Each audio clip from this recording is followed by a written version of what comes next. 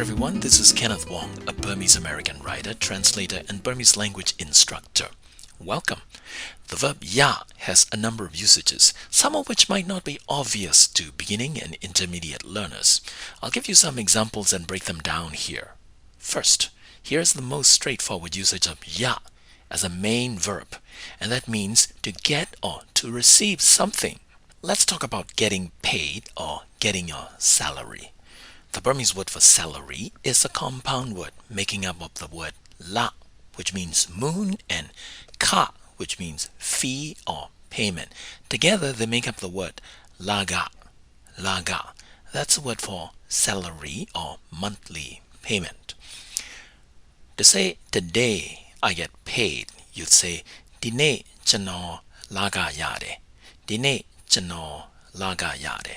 Or Dine chama laga yade if you happen to be a female speaker.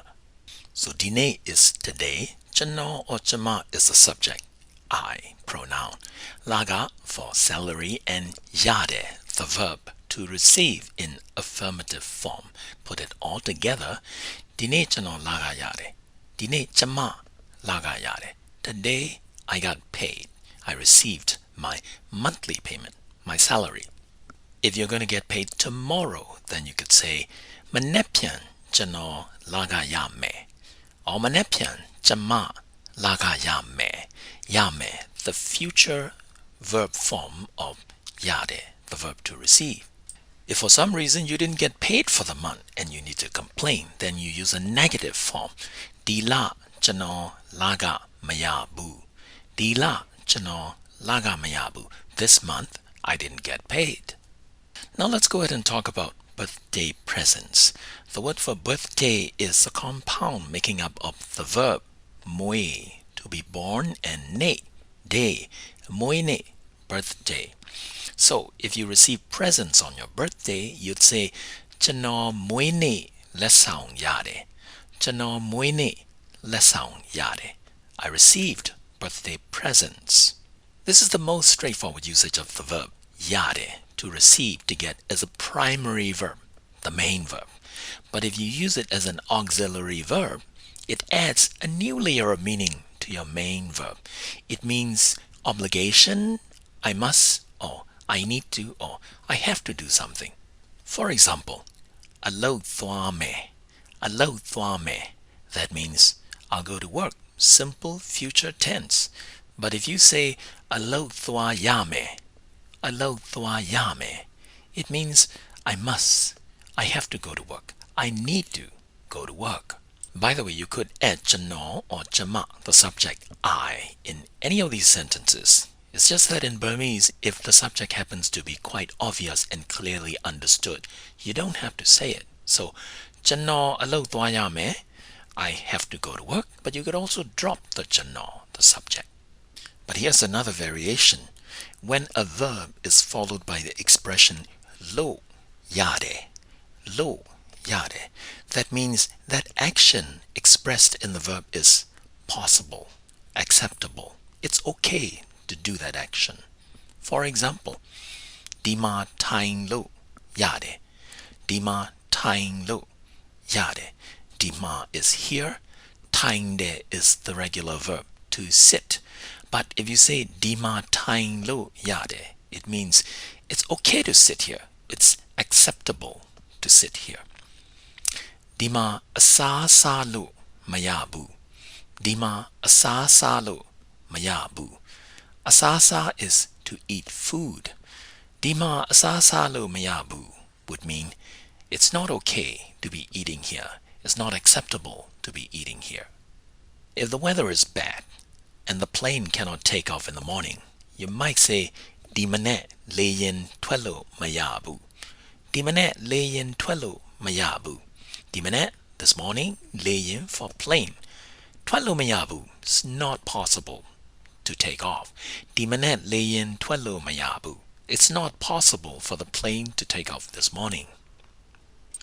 If you want to know if you can buy a SIM card at a shop, you might ask, Dima SIM card welo yala? Dima SIM card welo yala?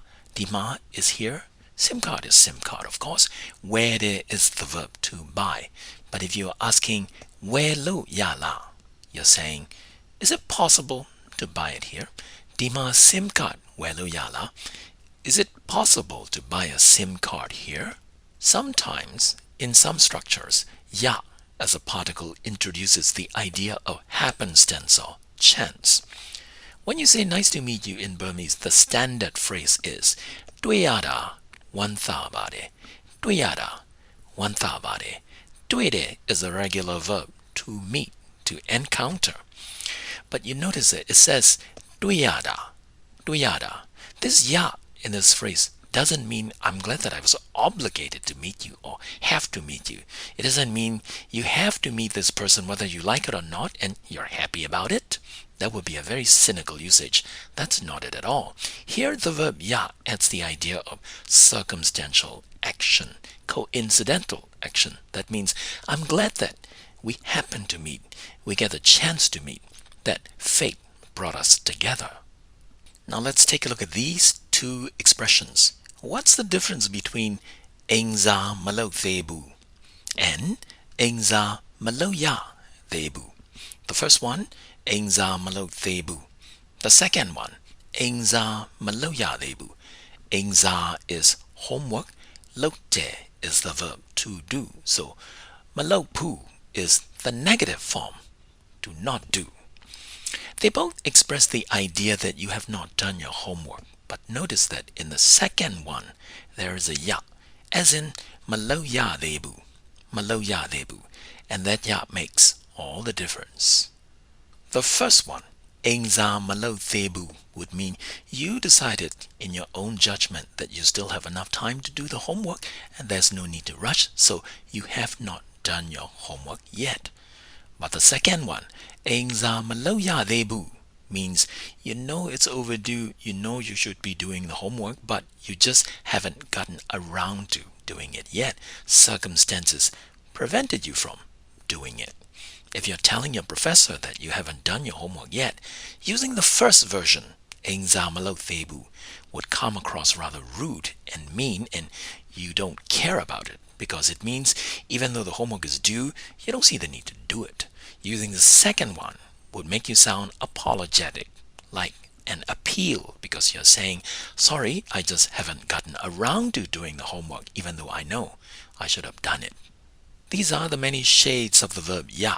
I'd like to encourage you to explore the various usage of it and get it right. Well, for now, I must go, so please excuse me. ကျွန်တော်သွားရတော့မယ် ခွင့်ပြုပါအောင် If you are an intermediate learner or an advanced learner looking for listening materials, look up my podcast titled Learn Burmese from Natural Talk. Learn Burmese from Natural Talk. That's available to stream in Spotify, Apple Podcast, and other podcast syndication platforms. Until next time, this is Kenneth Wong. See you later. Namadwe me.